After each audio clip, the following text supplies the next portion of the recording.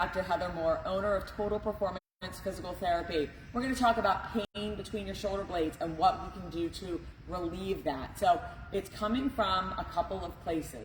A lot of times it's related to posture. So because we're so rounded, we're so like this all the time, the back muscles, the muscles in between our shoulder blades suffer. So we wind up getting pain in that shoulder blade area. So we do want to correct our posture.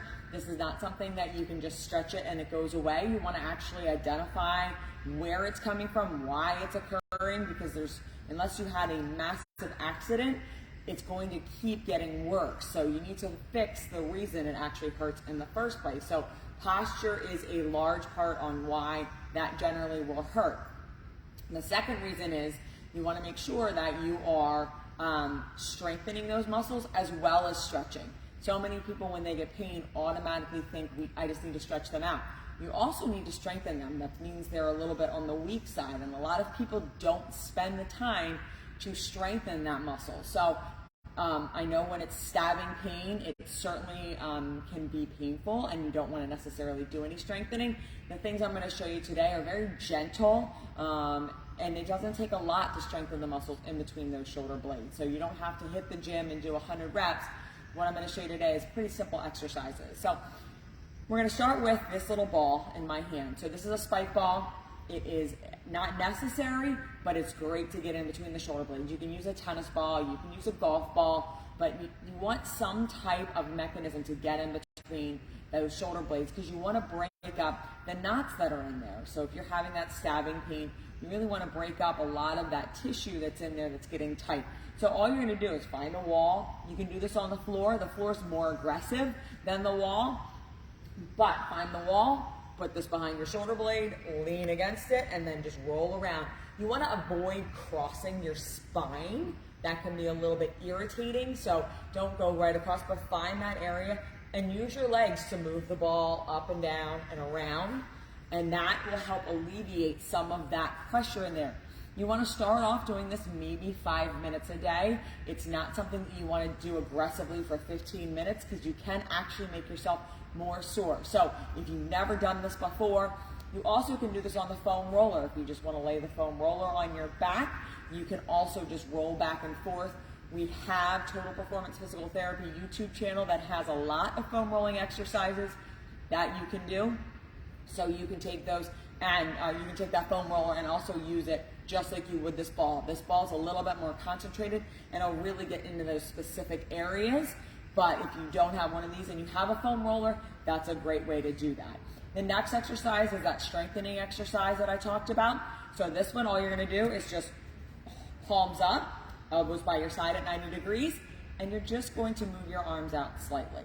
You shouldn't feel anything. You're going to feel your shoulder blades pinch together. That's all you should feel. This is going to help that posture. You should do this one a few times a day. 30 reps is all it's going to take. You don't need a band or anything like that. You can make it harder with the band, but this is going to allow you to open up the front of the chest and allow you to work on that posture, which is what's causing that pain in between the shoulder blades most of the time to begin with. So having this easy strengthening exercise combined with the posture exercise will allow you to assume that really natural, good posture.